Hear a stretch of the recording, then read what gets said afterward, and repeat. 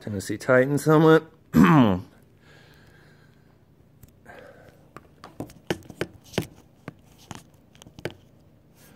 Titans defeated the Cleveland Browns in NFL Week 7, 12-9. It was a game that was more dramatic than it had to be because the Titans were not able to score a touchdown. Were not able to score a touchdown or touchdowns, or even a single even one touchdown. And they had great opportunities, including 4 tries from from the 1-yard line, and the Browns defense was valiant and great because they were able to stop the Titans 4 consecutive times. And Mariota wasn't able to throw a great pass in the end zone when Titans were moving that way. As a result, the Titans don't get a touchdown, and Suckup did miss a field goal, which would have increased the score. He did miss a field goal, and that would have increased the lead to 6. So the Browns would still have an opportunity to win the game, but again, if the Titans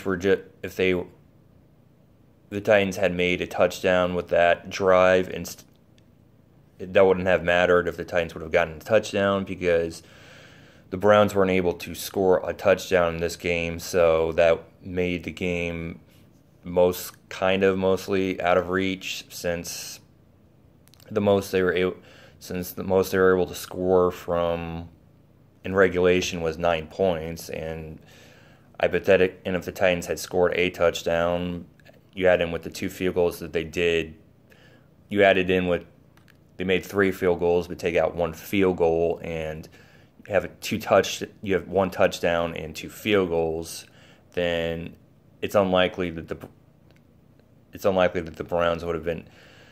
Browns were able to score 9 points, not 5 field goals, because they only scored 3 field goals. And so the Titans would have won the game in regulation.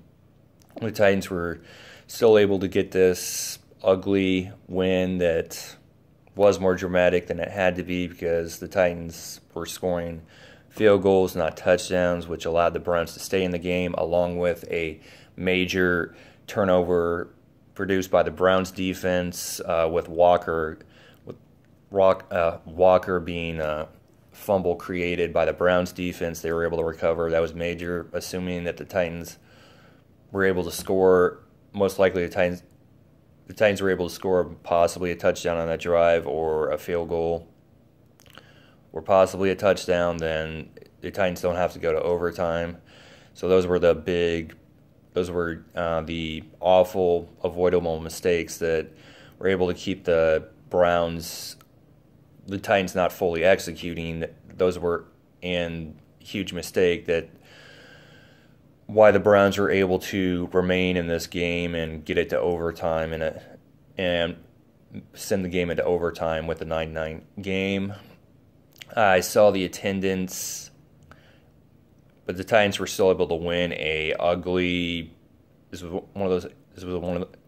they were able to win a ugly game versus a desperate winless Browns team, 12-9, because Suckup kicked the game-winning field goal, and seems like it just keeps happening to the Browns. They decided we're going to ice the kicker, call the timeout. He missed the field goal, and then on the one after attempt to ice the kicker, he makes the game-winning field goal. So it just seems to be the same damn story for the Browns. They snatch defeat from the jaws of victory and keep on finding heartbreak, which I've seen as a Titans fan for several seasons. I've seen as a Titans fan, and so I'm damn happy that on my birthday that the Titans won 12-9. What could have been better than I really wanted not to go to overtime, but the Titans still won, and that's all that matters. And they don't become the first team that the Browns win to get out of the winless area. So it was an impressive win by the Titans because they didn't play their best game, but they were still able to beat a desperate winless Browns team on the road because it was all suck up, and he was able to, after missing a one field goal, he was able to redeem himself and kick the game-winning field goal in overtime because neither the Titans scored on their first possession and the Browns didn't score on their first possession. And it was an impressive game for Bayard because he had a hat trick with 3 interceptions, which, whether it's, I don't, even if it's against a bad or awful, even if it's against a bad or awful team, it's hard getting interceptions in the NFL, and it's no doubt even harder to get 3 interceptions in one game. So it was a great game for Bayard in that way. He was Johnny on the spot. He saw a mistake of the Browns QB, and he took advantage 3 times to be exact.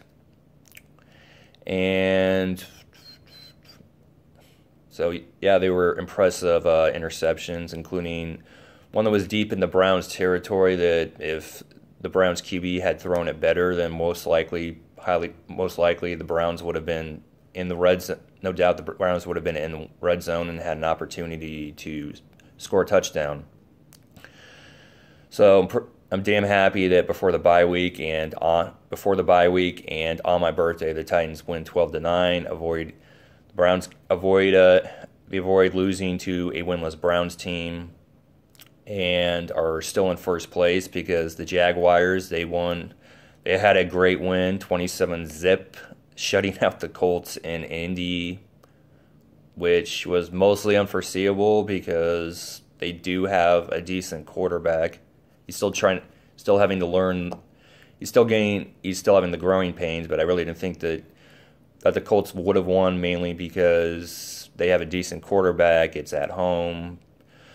Clearly, I was hugely wrong on that. The Jaguars easily won, no sweat, in Indy, and not just that, they shut them out. So it was a major win for the Titans because the Jaguars gained no ground because the Titans already beat the Jaguars. So even though the Jaguars have the exact same record, both for the division 2-1 and overall record, they didn't gain any ground because in week 2 the Titans defeated the Jaguars, so they currently own the tiebreaker right now. If both have the same records, which currently they do, so Jaguars, they gain no ground. They're still behind the Titans because the Titans own that tiebreaker versus them. And about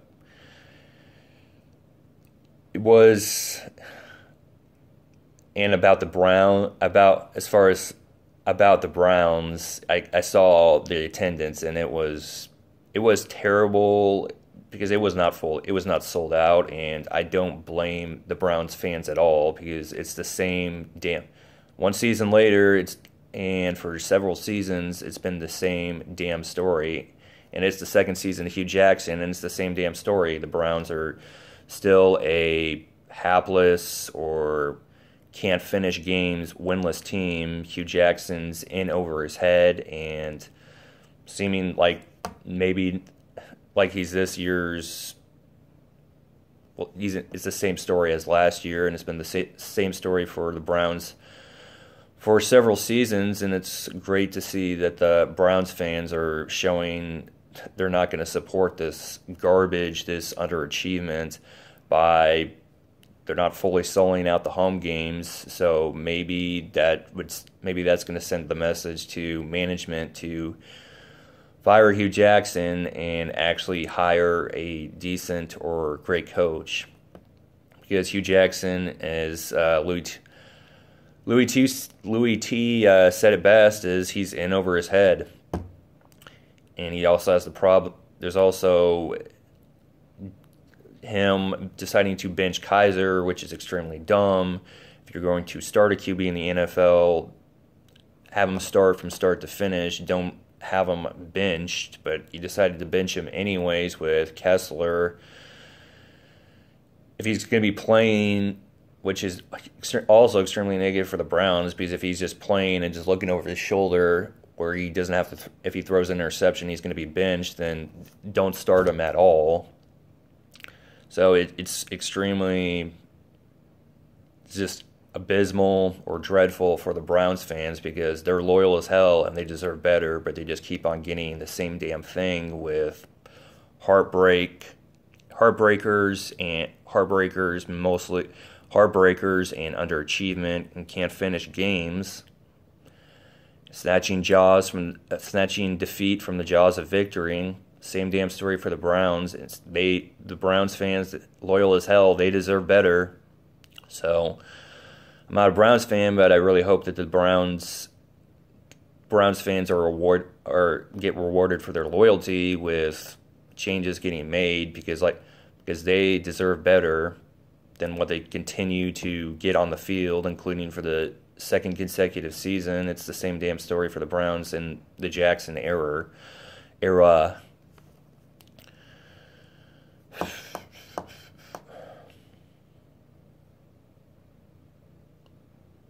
Obviously, I got to get better. I got to get better at these. I do have to get better at these reaction videos because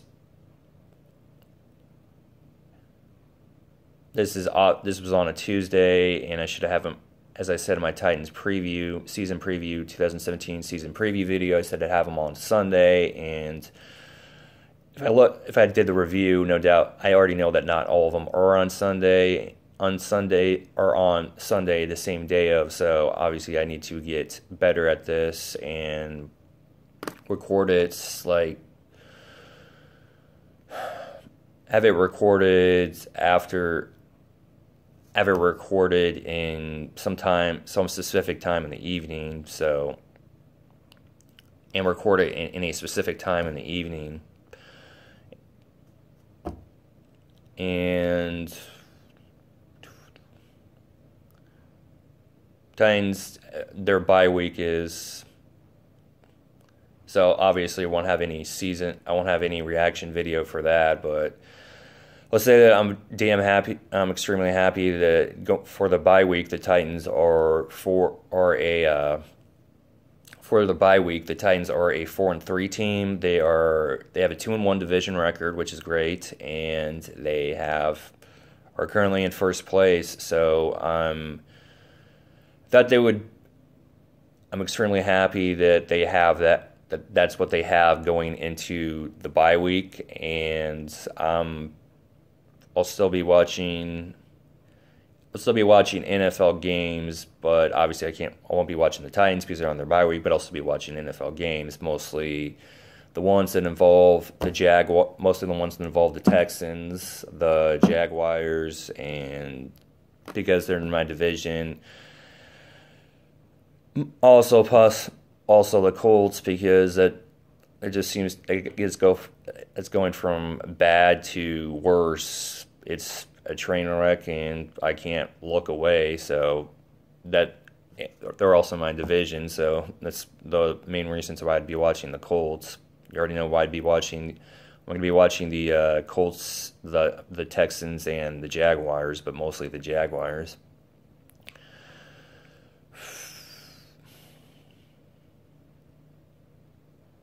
Also, about the Browns, if Kessler gives the Browns, if he believes if Kessler gives the Browns the best chance to win, which Louis T brought up, then start him. They'll be starting Kaiser, and it's also an abysmal move as a head coach to be using musical chairs for NFL quarterbacks. It's not college football. That's a career suicide move. So if you're going to start a NFL QB, have him start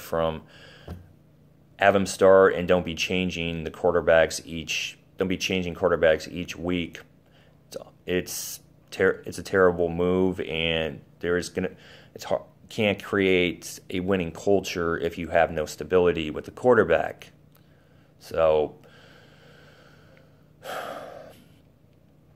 as strange as it is, it's the best thing to happen for the Browns is for them again to finish with the worst record to show that where maybe that doesn't have to happen. Maybe possibly the Browns management decides to fire Jackson before this season ends, have an interim head coach that can actually make them a decent, a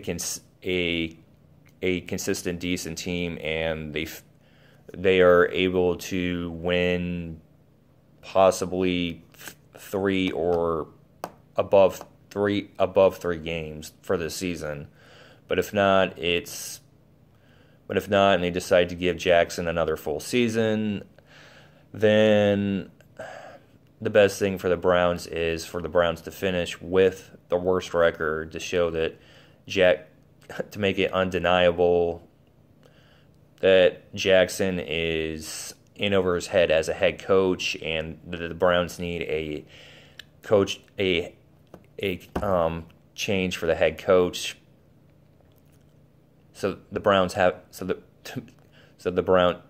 To show undeniably that the Browns need a change for the head coach.